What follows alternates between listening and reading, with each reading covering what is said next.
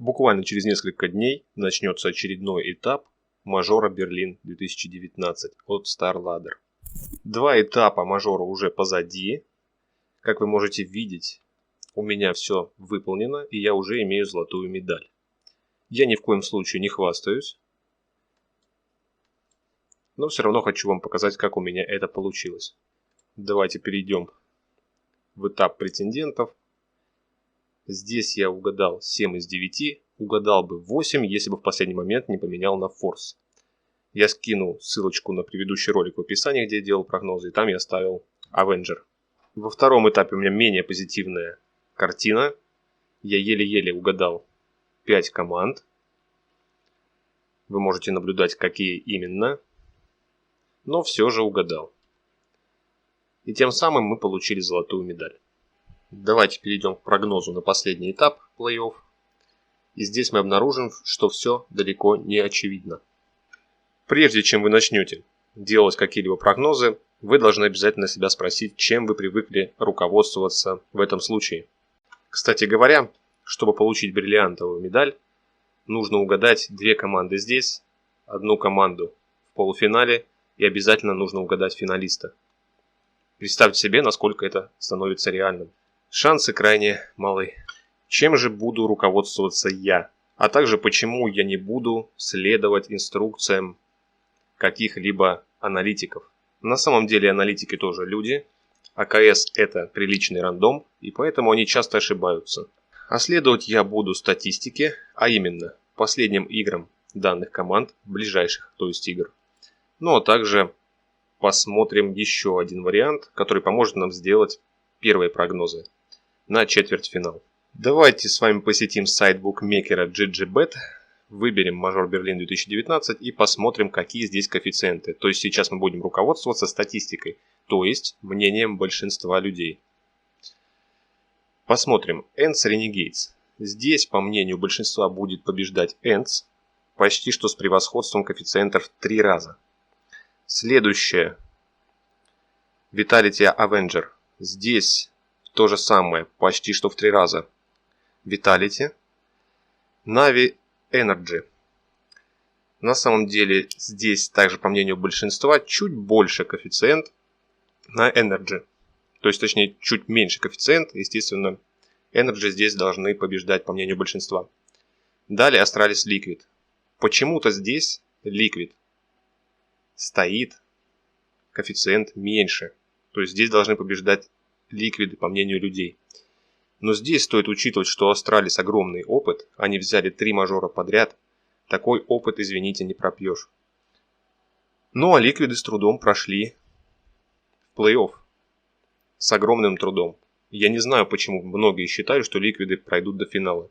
Я смотрел уже приблизительные наброски людей, прогнозов. И они даже Liquid ставят на победу в финале. Огромные сомнения у меня при этом возникают, потому что Liquid не настолько крутые, как люди считают. Они, конечно, молодцы, но все же здесь у меня сомнения. То есть, помимо того, что мы сейчас смотрели статистику, по мнению большинства, все-таки здравый смысл не стоит откидывать в сторону. Ну что же, мнение большинства мы узнали. Теперь, что я еще хотел бы сделать перед началом прогнозов. Ну, давайте пока что накидаем то, что мы с вами увидели.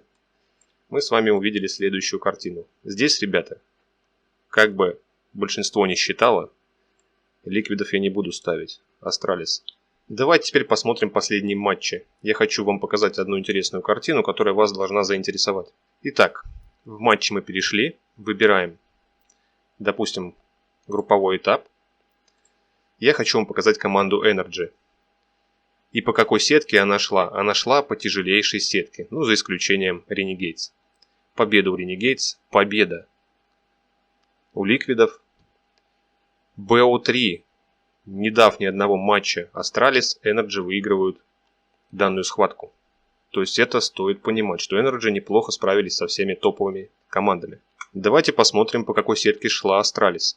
Astralis здесь заимела какое-то количество проблем. То есть сначала она выигрывала у достаточно несобранных команд. Затем попалась и Energy, подпортила сетку. Далее попалась Crazy. И с трудом у Crazy была выиграна эта игра. Но я думаю, что они соберутся. Давайте также посмотрим ликвидов. У ликвидов, кстати говоря, была более-менее легкая сетка. В большинстве случаев. Я не буду вам показывать все подряд, потому что это может затянуться на огромное количество времени. В общем, посмотрите все команды, которые сейчас находятся в стадии плей-офф. Изучите их, посмотрите, у кого легкая сетка, у кого сложная сетка. И теперь мы обладаем с вами информацией. Зачем я это все показываю? Чтобы вы представляли, чем можно руководствоваться в данном случае. Также не забывайте, что команда может легко потерять настрой, быть не собранной, не собраться так во время матча и проиграть матч. Даже топовая команда. Поэтому именно в начале я и говорил о опыте Астралис. Также не забывайте, что мы пока что не знаем, какие именно карты будут играть команды. И возможно некоторые из них, то есть карты, будут невыгодны той или иной команде. И это повлияет на ход матча. Ладно, не будем забивать себе голову лишней информацией. Перейдем в прогнозы снова.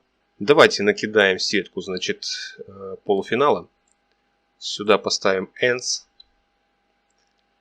Хотя это далеко не факт. Vitality достаточно мощная команда по последней статистике. Она легко может обыграть Энс. Поэтому я вам не могу сказать, чтобы вы следовали на 100% моим советам. Я лишь пытаюсь показать вам свое мнение, как сделал я.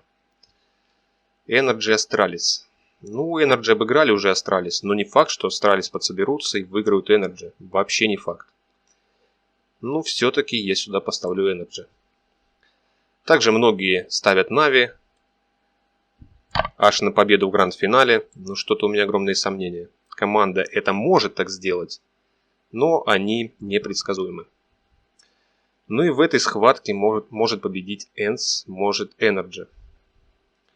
Я поставлю Energy. Команда ворвалась неплохо в игру, но у нее нет опыта игры в плей-оффе. Они могут переволноваться и легко потерять свою игру еще на первых этапах.